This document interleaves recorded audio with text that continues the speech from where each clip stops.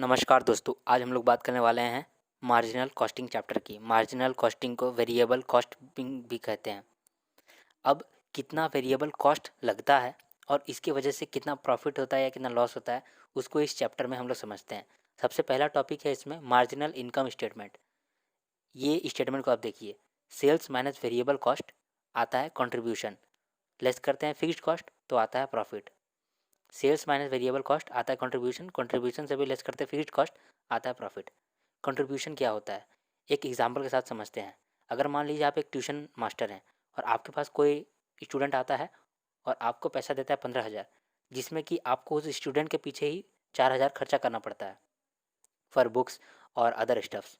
तो वो आपको 15,000 दिया, लेकिन आपको लगे हाथ उस पर 4,000 खर्चा करना पड़ा। इसका मतलब कि वो कंट्रीब्यूशन के लिए 15,000 नहीं दिया, वो बस आपके लिए कंट्रीब्यूट किया 15 माइनस 4,000, 11,000। तो कंट्रीब्यूशन वो 11,000 होता है। ओके, कंट्रीब्यूशन का दो फार्मूला होता है। कंट्रीब्यूशन दो फार्मूले से निकाल सकते हैं। पहला फार्मूला है सेल्स माइनस वेरिएबल कॉस्ट और दूसरा फार्मूला है फिक्स्ड कॉस्ट प्लस प्रॉफिट। लेकिन अगर लॉस रहेगा तो कोई बात नहीं, उसको नेगेटिव प्रॉफिट ले लेंगे। ठीक है, अब बात करते हैं पीवी रेशियो की, प्रॉफिट वॉल्यूम रेशियो की। इसका 4 फार्मूला है। पहला formula contribution by sale into 100, दूसरा formula contribution per unit by selling price per unit into 100, तीसरा फार्मूला है change in contribution by change in sale into 100 और चौथा फार्मूला है change in profit by change in sale into 100। चारों के एक बार समझते हैं। Contribution by sales into 100 normal formula है। दूसरा फार्मूला है contribution per unit selling price per unit into 100, तो ये भी नॉर्मल है। इसमें क्या है कि ये पर यूनिट है और वो टोटल में था, कोई बात नहीं। तीसरा है change in contribution by change in sales into 100 और चौथा है change in profit by change in sale into 100। अब देखिए, change in contribution by change in sales into 100, इसके इक्वल दूसरा वाला फार्मूला क्यों हुआ, जो कि change in profit by change in sales into 100 था। चेंज इन प्रॉफिट क्यों हुआ, इसलिए हुआ क्योंकि कंट्रीब्यूशन में हम लोग लेस किए फिक्स्ड कॉस्ट को। तो जब चेंज होगा, अगर मान लो प्रॉफिट को चेंज करते हैं तो उसमें फिक्स्ड कॉस्ट तो ऐसे ही सेम रहता है, उसको तो चेंज करने से कुछ चेंज होगा नहीं। इस वजह से प्रॉफिट जो होता है वो चेंज हो सकता है, लेकिन change in profit delta profit same ही रहता है, क्योंकि फिक्स्ड कॉस्ट तो किसी भी केस में सेम ही रहेगा। इस वजह से चौथा फार्मूला और तीसरा फार्मूला सेम है। क्या है, change in contribution by change in sales into 100 is equal to change in profit by change in sales into 100। अब पीवी रेशियो के रिलेटेड कुछ कुछ बातें हैं। पहली बात तो पीवी रेशियो एक मिसनॉमर है, मिसलीडिंग है और मिसकंसेप्शन भी होता है इससे। पीवी रेशियो हमेशा कांस्टेंट रहता है इरिस्पेक्टिव ऑफ यूनिट। यूनिट बढ़ाओ यूनिट घटाओ, इससे इसको कोई फ़र्क नहीं पड़ता है।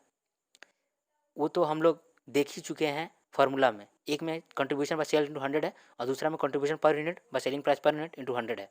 इसका मतलब कि इसमें यूनिट्स बढ़ाओ घटाओ, इससे कोई फ़र्क नहीं पड़ता है। तीसरा पॉइंट है higher the PV ratio better for the company. याद रखिएगा, higher the PV ratio better for the company. क्या पीवी रेशियो को इम्प्रूव किया जा सकता है? हाँ, इम्प्रूव किया जा सकता है। 3 पॉइंट है, इस तरह से आप इम्प्रूव कर सकते हैं पीवी रेशियो को। क्यों इम्प्रूव करेंगे? Because higher the PV ratio better for the company. कैसे इंप्रूव होता है? पहला पॉइंट, सेलिंग प्राइस इंक्रीज कर दो। दूसरा point, variable cost per unit कम कर दो। तीसरा point, percentage increase in selling price per unit should be greater than percentage increase of BC per unit, या फिर percentage decrease in selling price per unit is less than percentage decrease in BC per unit. आते हैं next, जो कि है BEP, break even point. एक ऐसा point जहां पर नो प्रॉफिट नो लॉस, एक ऐसा पॉइंट जहां पर नो प्रॉफिट नो लॉस, यानी जिस पॉइंट पर हमारा total contribution is equal to fixed cost हो जाता है। एक एग्जांपल के साथ समझे तो जब आप बिजनेस स्टार्ट करते हो तो जितना भी शुरुआत में आपको कंट्रीब्यूशन मिलता रहता है, वो हम लोगों का काम आता है फॉर पेइंग फिक्स्ड कॉस्ट। और एक बार जब फिक्स्ड कॉस्ट पे हो जाता है, उसके बाद हम लोग प्रॉफिट के लिए कंट्रीब्यूशन जमा करने लगते हैं। तो सबसे पहले ब्रेक इवन पॉइंट वो पॉइंट है जहाँ पर नो प्रॉफिट नो लॉस, यानी कि उसी पॉइंट में हम लोगों का सारा फिक्स्ड कॉस्ट कंट्रीब्यूशन के माध्यम से पे हो जाता है। इसीलिए पहला फार्मूला है बीईपी यूनिट का, fixed cost by contribution per unit. Fixed cost के लिए कितना यूनिट या कितना जन का कंट्रीब्यूशन चाहिए, ठीक है। बीईपी यूनिट के लिए निकालेंगे fixed cost by contribution per unit. दूसरा है बीईपी वैल्यू निकालने के लिए fixed cost by PV ratio. अगर देखें कि ये कैसे आया, तो देखिए वैल्यू के लिए हम लोग यूनिट को सेलिंग प्राइस से इंटू कर देते हैं, वही यहाँ पर भी किए। Fixed cost by contribution per unit हम लोगों का बीईपी था, उसमें से हम लोग selling price per unit into कर देंगे, और ये सेलिंग प्राइस पर यूनिट जब नीचे जाएगा तो नीचे पीवी रेशियो बन जाएगा। तो अल्टीमेटली हम लोग का फॉर्मूला आ जाएगा fixed cost divided by PV ratio. अब इस चार्ट को देखिए, शुरुआत में हम लोग का फिक्स्ड कॉस्ट पे करने के लिए कंट्रीब्यूशन पर यूनिट हम लोग जमा करते हैं, और एक बार जब फिक्स्ड कॉस्ट पे हो जाता है तो ब्रेक इवन पॉइंट आता है। उसके बाद जितना भी कंट्रीब्यूशन पर यूनिट आता है वो हम लोगों के प्रॉफिट को बढ़ाता है।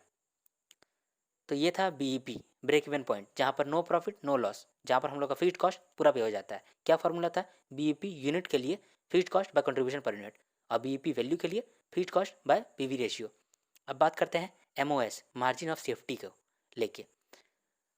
तो शुरुआत में जब हम लोग का फिक्स्ड कॉस्ट पूरा कंट्रीब्यूशन के माध्यम से पे हो गया, उसके बाद हम लोग का प्रॉफिट आता है। तो जब प्रॉफिट आता है उसको हम लोग मार्जिन ऑफ सेफ्टी कहते हैं। पहला जो फॉर्मूला है मार्जिन ऑफ सेफ्टी यूनिट के लिए, वो है profit by contribution per unit.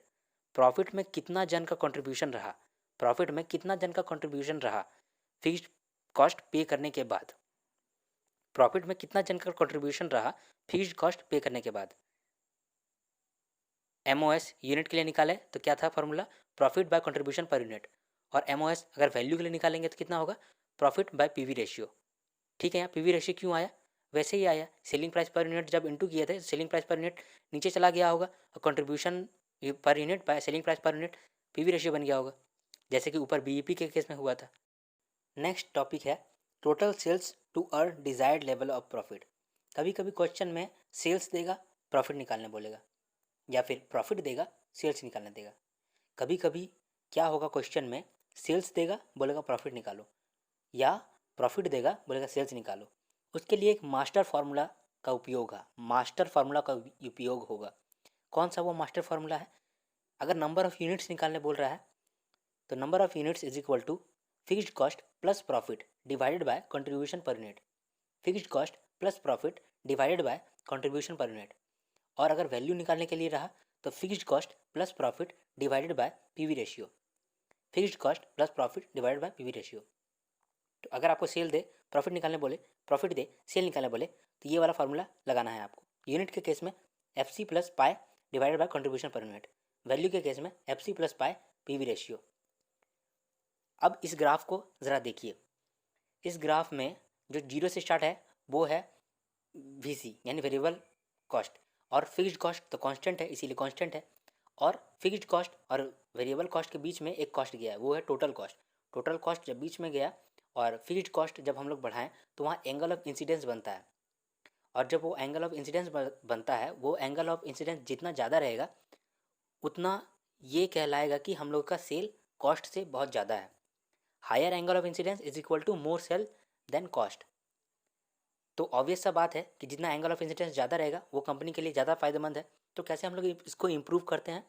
अगर पीवी रेशियो को इम्प्रूव करेंगे तो एंगल ऑफ इंसिडेंस भी इम्प्रूव होगा। अब यहाँ पर एक समरी चार्ट है, इसको आप वीडियो को पॉज करके एक जैसा देख लें। अब बढ़ते हैं नेक्स्ट पॉइंट पे। अब कुछ इंपॉर्टेंट पॉइंट्स आपके सामने रखे गए हैं, इसको पढ़ना बहुत ज़रूरी है। पहला पॉइंट है PV ratio plus VC percentage on sale is equal to 100%। PV ratio plus VC percent on sale is equal to 100%। दूसरा रिलेशन है BEP percent on sale plus MOS percent on sale is equal to 100%। BEP percent on sale plus MOS percent on sale is equal to 100%। तीसरा point है sales value निकालना पड़ा तो क्या करेंगे? Sales quantity into selling price per unit. BEP value निकालना पड़ा तो BEP quantity into selling price per unit. MOS value निकालना पड़ा तो MOS quantity into selling price per unit. अब ये चौथा पॉइंट जो लिखा है in case of merge plant, उसको इस क्वेश्चन से समझते हैं। देखिए इस क्वेश्चन में हम लोग तीनों प्लांट को मर्ज कर रहे हैं, तो तीनों अलग अलग कैपेसिटी में है तो मर्ज तो नहीं कर सकते हैं, तीनों को एक ही कैपेसिटी में लाना होगा। इसलिए हम लोग तीनों प्लांट को 100% कैपेसिटी में लाएं और फिर मर्ज कर दिए। यही केस पॉइंट 4 में दिया गया है। अब हम लोग नेक्स्ट टॉपिक की ओर बढ़ते हैं, जो टॉपिक है composite BEP in case of multi product company. देखिए जब हम लोग एक ही प्रोडक्ट बना रहे हैं तब तो हम लोग आराम से ही बीईपी कैलकुलेट कर लेते हैं, लेकिन what about multi product company जिसमें एक प्रोडक्ट नहीं बल्कि दो प्रोडक्ट बनते हैं। तो कोई बात नहीं, इस इलू को देखिए, बहुत ही आसान है। सबसे पहले हम लोग क्या करते हैं ना, पहले कंट्रीब्यूशन पर यूनिट निकालते हैं, लेकिन मिला जुला निकालते हैं, क्योंकि कोई एक का तो नहीं निकाल सकते हैं। हम लोगों का बीईपी का फॉर्मूला होता है fixed cost by contribution per unit, लेकिन यहाँ तो एक प्रोडक्ट नहीं है, दो प्रोडक्ट है, तो दोनों प्रोडक्ट का मिक्स निकालते हैं हम लोग कंट्रीब्यूशन पर यूनिट। लेकिन कैसे निकालेंगे, कुछ रेशियो दिया रहता है, उस रेशियो के अनुसार से हम लोग निकालते हैं। जैसे कि यहाँ हम लोग निकाले हैं 43.75 कंट्रीब्यूशन पर यूनिट। फिर बीईपी सेल निकालते हैं normally FC bye contribution per unit. आपको यहाँ पर एफसी दिया रहेगा, जैसे कि यहाँ दिया हुआ है 28 लाख डिवाइडेड बाय 43.75, आता है 64,000 यूनिट। लेकिन ये हम लोग कॉम्बाइंड कंट्रीब्यूशन पर यूनिट के लिए निकाले थे, तो अब हम लोग इसको तोड़ना भी पड़ेगा। तो नॉर्मली हम लोग उसी रेशियो में फिर तोड़ देते हैं, तो दोनों का बीईपी सेल मिक्स निकल जाता है हम लोग का अलग अलग यूनिट्स। नेक्स्ट टॉपिक है कॉस्ट इंडिफरेंस पॉइंट। एक ऐसा पॉइंट जहाँ कंपनी इनडिफरेंट हो जाए कोई भी प्रोडक्ट को डिसाइड करने में। एक ऐसा पॉइंट जहाँ कंपनी इनडिफरेंट हो जाए, यानी उसको कोई फ़र्क नहीं पड़े कि कौन सा प्रोडक्ट को डिसाइड करना है, कि कौन सा प्रोडक्ट बनाए या फिर नहीं बनाए। तो ऐसा कब होता है, कंपनी इनडिफरेंट कब होती है, कंपनी इनडिफरेंट तभी होती है जब टोटल कॉस्ट सेम रहता है। तो एक एग्जांपल के साथ समझते हैं कि कंपनी अपना इंडिफरेंस पॉइंट कैसे निकालती है। एक ऐसा पॉइंट जहाँ कंपनी इनडिफरेंट हो जाएगी, यानी कि एक ऐसा पॉइंट जहाँ पर टोटल कॉस्ट सेम रहेगा। तो ये एग्जांपल में प्रोडक्ट ए है, प्रोडक्ट बी है, जिसमें कि फिक्स्ड कॉस्ट 20,000 और 60,000 लग रहा है, और वीसी पर यूनिट लग रहा है 800 और 500। तो पहले मान लेते हैं कि एक्स यूनिट में टोटल कॉस्ट सेम रहेगा। तो 20,000 plus 800 X is equal to 60,000 plus 500 X. X का वैल्यू निकल जाएगा 133.33। इसका मतलब कि 133.33 यूनिट में कंपनी इनडिफरेंट हो जाएगा। लेकिन अगर एक्स नहीं मानेंगे, इसका कोई शॉर्टकट लगाएंगे, तो एक शॉर्टकट भी है। शॉर्टकट क्या है, change in fixed cost divided bye change in variable cost per unit. इस केस में भी आपका आंसर आ जाएगा। कभी कभी क्वेश्चन में पूछता है कि अगर 133 से कम बनाएंगे तो कौन सा अच्छा होगा, अगर 133 से ज़्यादा बनाएंगे तो कौन सा अच्छा होगा। अगर 133 से कम बनाएंगे तो वो प्रोडक्ट अच्छा होगा जिसमें कि फिक्स्ड कॉस्ट कम हो, और 133 से अगर ज़्यादा बनाना है तो वो प्रोडक्ट बनाएंगे जिसमें वेरिएबल कॉस्ट पर यूनिट कम हो। फिर से 133 से अगर कम बनाना है तो वो प्रोडक्ट बनाएंगे जिसमें फिक्स्ड कॉस्ट कम हो, और 133 से ज़्यादा बनाना है तो वो प्रोडक्ट बनाएंगे जिसमें वेरिएबल कॉस्ट पर यूनिट कम हो। अब बात करेंगे हम लोग अपॉर्चुनिटी कॉस्ट की। अपॉर्चुनिटी कॉस्ट क्या क्या अर्थ है, next best alternative for gone. देखिए, अगर ए बी सी बना रहे हैं, टोटल कंट्रीब्यूशन हम लोग निकाल के रखे हैं 1,80,000 60,000। तो अपॉर्चुनिटी कॉस्ट क्या होगा ए के केस में, अगर 1,00,000 बना रहे हैं तो इसकी वजह से कौन सा बेस्ट अपॉर्चुनिटी हम लोग खो रहे हैं। 80,000 वाला नहीं बना पा रहे हैं तो अपॉर्चुनिटी कॉस्ट 80,000 आएगा। दूसरा केस अगर हम लोग ले रहे हैं, यानी 80,000 का टोटल कंट्रीब्यूशन मिल रहा है, तो कौन सा बेस्ट अल्टरनेटिव हम लोग छोड़ दे रहे हैं, 1,00,000 वाला, तो 1,00,000 हमारा अपॉर्चुनिटी कॉस्ट बनता है। अब बात करते हैं हम लोग शट डाउन पॉइंट की, कि किस केस में हम लोग अपना कंपनी को बंद कर देंगे फॉर अ टेम्पररी बेसिस। इसका फॉर्मूला है shut down point is equal to avoidable fixed cost divided by contribution per unit. Avoidable fixed cost divided by contribution per unit मतलब बिजनेस को तब तक चलाओ जब तक अवॉइडेबल फिक्स्ड कॉस्ट रिकवर हो रहा है कंट्रीब्यूशन से, तब बंद कर देना जब अवॉइडेबल फिक्स्ड कॉस्ट ही रिकवर नहीं हो रहा कंट्रीब्यूशन से। ठीक है, फिर से shut down point is equal to avoidable fixed cost divide by contribution per unit. Business को तब तक चलाओ, तभी तक चलाओ जब तक अवॉइडेबल फिक्स्ड कॉस्ट रिकवर हो पा रहा है कंट्रीब्यूशन से, वरना मत चलाओ। सिंपल है। तो यहाँ पर ये लेक्चर ख़त्म होता है। मैं अपने सारे वीडियोस का क्रेडिट अपने सर लोग को देता हूँ, जिनका चैनल का लिंक मैंने डिस्क्रिप्शन में डाल रखा है। Thank you.